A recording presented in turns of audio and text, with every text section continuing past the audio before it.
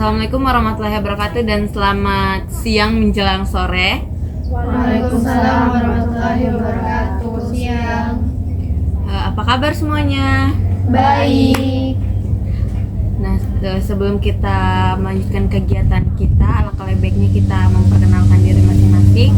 Karena di sini belum saling kenal kan? Mungkin bisa dimulai dari saya, nanti selanjutnya kalian. Oke, baik. Perkenalkan, nama saya Putri Kumalasari, biasa dipanggil Putri. Mau kalian panggil Kak, Ibu, senyaman dari kalian. Selanjutnya. Perkenalkan, nama saya Intan. Intan. Perkenalkan, nama saya Tirsa. Perkenalkan, nama saya Amalia. Perkenalkan, nama saya Mi. Perkenalkan, nama saya Oke, baik. Nah, selanjutnya alangkah lebih baiknya untuk memperlancarkan kegiatan kita pada siang hari ini, alangkah lebih baiknya kita berdoa terlebih dahulu. Nah, di sini saya ingin meminta salah satu dari kalian untuk memimpin doa. Ada yang bersedia? Oke, baik, silakan. Sebelum kita memulai kegiatan kita, mari kita berdoa menurut keyakinan kita masing-masing. Berdoa dimulai. Doa selesai. Oke, baik. Agar lebih semangat lagi nih, alangkah lebih baiknya kita melakukan ice breaking. Oke. Nah, jika saya bilang tepuk sebelah kanan, kalian bertepuk tangan sebelah kiri. Sebaliknya, kita uji konsentrasi. Apa bersedia? Bersedia. Oke, baik, kita mulai ya. Tepuk sebelah kanan. Iya. Oh. Iya. Belum konsentrasi ya. Iya. Jika saya bertepuk sebelah kanan, berarti kalian bertepuk sebelah kiri. Sebaliknya. Tepuk tangan sebelah kiri. Sebelah kiri. Sebelah kanan. Kiri. Masih belum konsentrasi. Saya ulang, tepuk tangan sebelah kanan. Tepuk tangan sebelah kanan. Kiri. Kiri. Kanan. Oke, baik, tepuk tangan untuk kita semua. Sekarang sudah semangat belum? Sudah. Oke, baik, karena sekarang sudah semangat, sudah konsentrasi juga. Nah, saya mau tanya nih, kan di sini kita akan melakukan proses layanan bimbingan kelompok. Dari kalian apa sudah ada yang tahu atau pernah dengar apa sih bimbingan kelompok itu? Oke, karena belum, di sini saya izin menjelaskan mengenai bimbingan kelompok. Jadi, proses bimbingan kelompok yaitu proses pemberian layanan yang dilakukan secara berkelompok seperti yang kita lakukan pada saat ini yang berjumlahkan 5 sampai 12 orang. Nah, kenapa berkelompok? Dengan tujuan untuk memanfaatkan dinamika kelompok untuk mengembangkan potensi diri dalam dan memanfaatkan topik yang akan kita bahas nantinya. Nah, selanjutnya dalam layanan ini kita menggunakan 3 asas. Yang pertama, kesukarelaan, di mana kalian datang ke sini secara sukarela tanpa ada unsur paksaan dari pihak manapun. Saya mau bertanya nih, apa kalian datang secara sukarela?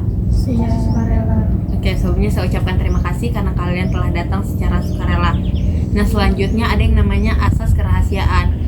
Nah, kalian di sini tidak perlu takut untuk berbicara, untuk terbuka, untuk menyampaikan pendapat kalian baik secara pribadi, karena di sini akan kita rahasiakan. Nah, ketiga, asas keterbukaan. Jadi, karena di sini saya akan menggunakan teknik diskusi kelompok, jadi saya harap kalian semua dapat terbuka untuk menuangkan pendapat ataupun pengalaman yang mungkin ada pada diri kalian mengenai topik permasalahan yang kita bahas nantinya. Apa sampai di sini kalian sudah paham? Paham. Oke, baik. Selanjutnya dalam layanan ini kita ada kontrak waktu. Nah, di sini saya akan memakai waktu 1 kali 45 menit. Apakah cukup? Oke, baik. Selanjutnya di sini saya akan mengangkat topik tugas yang dimana saya mengangkat topik bullying. Nah, di sini saya mau tanya, apa ada yang tahu apa sih bullying itu? Oke, baik.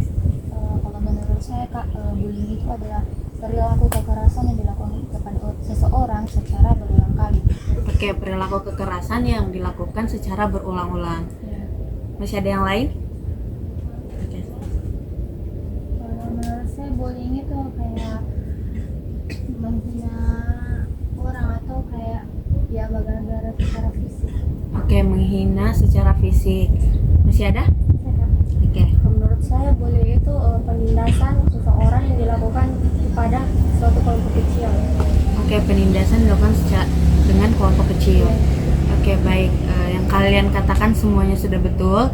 Jadi bullying itu perilaku tindakan atau kekerasan yang dilakukan sekelompok orang yang merasa dirinya kuat.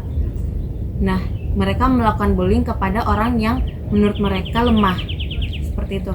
Nah, selanjutnya nih, saya mau bertanya sama kalian, apa ada yang pernah menjadi korban bullying? Boleh dijelaskan bullying seperti apa? Kalau saya bullying kayak seperti fisik Kak. Kan biasa tuh kalau di SMP itu kan kebanyakan tidak dipandang lagi kalau muka gagah dan jadi pandang itu dari body saja. Oke. Kalau bodinya itu lebih besar, lebih kok orang bilang. Oke. Apalagi kalau bullying yang sekarang itu bullying secara fisik Kak. Karena kan biasa di SMP itu tuh tidak dipandang lagi yang cantiknya, dipandang itu pasti cuma anu saja dari fisiknya, apalagi badannya. Kalau semakin besar orang semakin ada body kita Spanyol dan hot begitu. Jadi pasti orang bilang ini cantik sebenarnya, cuma kau anu kurus jadi apa. Oke, baik. Dalam bentuk fisik ya. Oke. Kalau saya hampir sama pas di situ pas masih saya SMP saya mengalami bullying, bilang saya bullying secara suka menghina saya kayak sama. Kalau dia kan yang kayak yang kurus begitu, kalau saya kayak terlalu gede begitu dihina. Dia bilang kenapa nggak terlalu gede dan lihat teman-teman lain juga. Oke, baik. Keterbalikan dari ini ya. Nah, jadi dari sini kita tahu nih bahwa jenis bullying itu ada dua. Yang pertama verbal, yang kedua fisik. Yang dimana verbal ini ucapan yang dapat menyakiti perasaan kalian. Nah, yang kedua ini fisik. Fisik juga bisa dengan mereka melakukan tindakan kekerasan. Nah, seperti itu. Nah, selanjutnya keterbalikannya nih, saya mau bertanya, siapa yang pernah melakukan bullying? Wah, hampir semua ya. Kenapa? Tapi saya yakin kalian punya alasan tersendiri kenapa kalian melakukan bullying. Saya boleh jelaskan apa sih alasan kalian melakukan bullying? Kalau saya yang dikatakan Mei sama Tirsa tadi mungkin kan mengenai fisik. Jadi saya lihat kenapa yang lain cantik, kenapa mereka tidak, kayak semisal badan mereka gemuk gitu. Kamu kenapa sih gemuk? Coba deh kurusan dikit, pasti cantik kayak mereka. Begitu yang saya lakukan. Berarti kamu melakukan jenis bullying verbal. Iya. Selanjutnya. Kalau saya sih biasa kayak gara-gara saja. Kalau kan biasa kalau umpamanya dia punya gara-gara nama orang tua, jadi saya gara-gara begitu. Oke, mengejek menggunakan nama orang tua. Selanjutnya. Hampir sama Kak, kayak mengejek, kayak sebenarnya cuma baru bermain tapi serius mungkin karena sudah berlebihan saya suka mengejek apa juga kayak biarkan bermain sama orang tuanya. Oke, baik. Yang berarti awal mulanya kalian menganggap itu suatu permainan, suatu candaan, tapi merekanya yang menganggap serius. Oke, selanjutnya. Kalau dari saya sih, kenapa saya boleh dia? Karena dia, saya lihat kayak menantang begitu. Baru juga kayak dia yang lebih jago begitu, dan dia kayak bekas dapat lihat dia. Jadi langsung saya bully dia. Oh, berarti dia menunjukkan kemampuan dia, makanya kamu membuli dia seperti itu. Oke, baik. Nah, kalian melakukan proses melakukan bullying kan? Bagaimana perasaan kalian setelah melakukan bullying? Kalau saya, misal saya mengejek dia secara fisik gitu, tapi dia diam saja, terus teman-teman juga tertawa, jadi saya menganggap hal yang saya lakukan itu adalah lucu. Oke, menganggap hal yang kamu lakukan adalah hal yang lucu. Kalau saya sih merasa puas dan ya senang. Jadi kan di SMP pernah dibully, jadi kalau di SMA kan sering ngebully orang dan jadi ya puas. Oke, baik. karena kamu pernah dibully jadi kamu melakukan itu juga? Kalau saya pertamanya senang kan, kayak lucu-lucu begitu dengan teman-teman lain, tapi karena so menangis, biasa ada yang so menangis, jadi kasihan. Punya rasa bersalah. Iya, punya rasa bersalah. Oke, baik, selanjutnya. Kalau saya sih merasa senang karena dia tidak ada perlawanan dari saya. Karena tidak ada perlawanan jadi kamu merasa bahwa itu bukan hal yang masalah. Oke, baik. Nah, di sini kalian tahu nih dampaknya seperti apa. Nah, selanjutnya coba kalian memposisikan diri kalian kalau kalian dibully. Bagaimana perasaan kalian ketika kalian dibully? Boleh dari kami, karena tadi kami sebagai pernah dibully juga. Kalau saya sih pasti rasa sakit hati karena itu so fisik sekali, dan apalagi kalau sekarang orang yang body shaming, jadi sakit hati sekali itu pasti. Punya rasa sakit hati. Kalau saya sama, pasti sakit hati, sedih, jadi tidak mau lagi bergabung dengan orang. Oke, baik. Merasa sakit hati jadi minder, tidak mau lagi bergabung. Nah, dari kalian yang melakukan bullying tadi nih, kalian merasa mendengar dari satu sisi sana merasa sakit hati. Terus tanggapan kalian dari situ. Nah, dari di sini kan ada yang pembuli. Nah, untuk pembuli nih saya mau tanyakan, kalian sudah mendengar tadi bagaimana perasaan yang dibully. Bagaimana tanggapan menurut kalian? Kalau dari saya, setelah mendengar mereka jadi sakit hati, sedih, tidak mau lagi bergaul dengan teman-teman yang lainnya, kalau misalkan saya berada di posisi itu, mungkin saya akan merasa sakit juga dan jadi penyendiri, pendiam. Jadi saya berusaha untuk stop melakukan itu kepada teman-teman. Oke, berusaha untuk stop untuk melakukan bullying lagi karena mengetahui dampak dari bullying tersebut. Apa masih ada lagi? Sama kak. Oke, baik, sama. Kalian tahu tidak bagaimana cara mengatasi ketika kalian dibully? Pasti kalau saya sih kak, menjauhi teman-teman yang sering bully itu kak. Menjauhi teman-teman yang sering membuli. Masih ada yang lain? Kalau saya posisinya lagi saya dibully, saya akan melawan kak. Oke, melawan. Sama.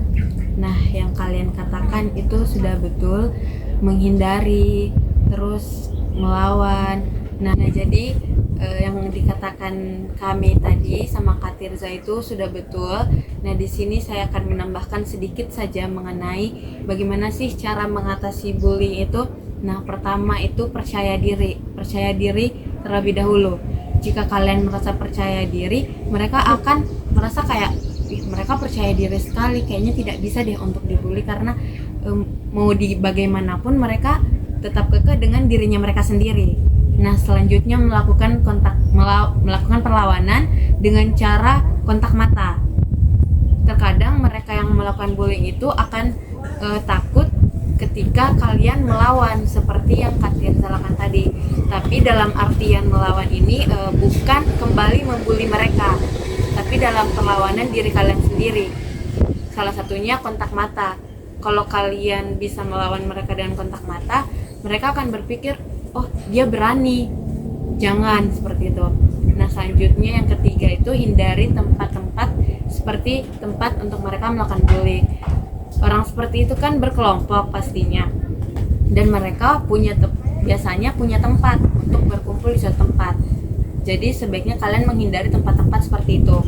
Nah, selanjutnya yang terakhir itu perbanyak teman, perbanyak relasi. Ketika kalian banyak teman, pasti mereka pun merasa kayak mereka banyak. Jangan ke mereka seperti itu. Nah, dari sini kalian sudah paham apa yang saya sampaikan? Paham. Karena kalian sudah paham, saya mau tanya nih, apa yang kalian pahami dari bullying ini? Kalau yang saya pahami dan saya dapatkan dari bimbingan kelompok ini dengan topik bullying ini, pertama saya belajar karena saya sudah menceritakan permasalahan yang saya alami pas masih SMP, itu pun baru ini saya ceritakan kepada kakak, dan juga dari bimbingan kelompok ini dengan topik bullying saya bisa belajar bagaimana cara melawan bullying, dan saya juga pernah membuli, jadi saya tidak akan melakukan bullying lagi. Oke, baik. Apa masih ada lagi? Prinsip sama seperti yang dikatakan Desa. Jadi Desa tahu lagi cara mengatasi bullying itu seperti apa. Apalagi kalau saya diposisikan jadi pembuli, jadi sesuatu yang mau lagi dilakukan. Oke, baik. Karena kalian tahu, jadi kalian sudah tidak ingin melakukan lagi. Itu adalah hal yang baik karena ketika kalian mengetahui dan kalian tidak ingin melakukannya lagi. Nah, apa masih ada yang ingin kalian tanyakan? Sudah cukup? Karena kalian juga sudah memahami apa inti dari pembahasan kita pada saat ini, mengingat waktunya juga sudah habis. Di sini apa masih ada yang ingin ditanyakan lagi? Tidak ada, Kak. Tidak ada. Nah, di sini karena sudah tidak ada lagi yang ingin kalian tanyakan, dan saya juga rasa kalian sudah pahami apa topik dari permasalahan kita ini, apa inti dari pembahasan yang kita angkat tadi. Nah, mungkin cukup sekian juga. Sebelumnya untuk mengakhiri kegiatan bimbingan kelompok kita pada siang hari ini, kita tutup dengan doa. Apa ada yang bersedia untuk memimpin doanya?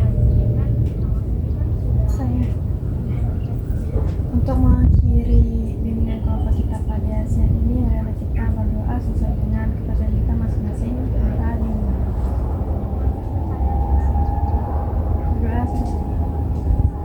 Oke, baik, terima kasih kepada Kamita, dan saya juga mengucapkan terima kasih kepada kalian semua karena telah hadir, telah meluangkan waktu kalian untuk melakukan layanan bimbingan kelompok pada kesempatan hari ini.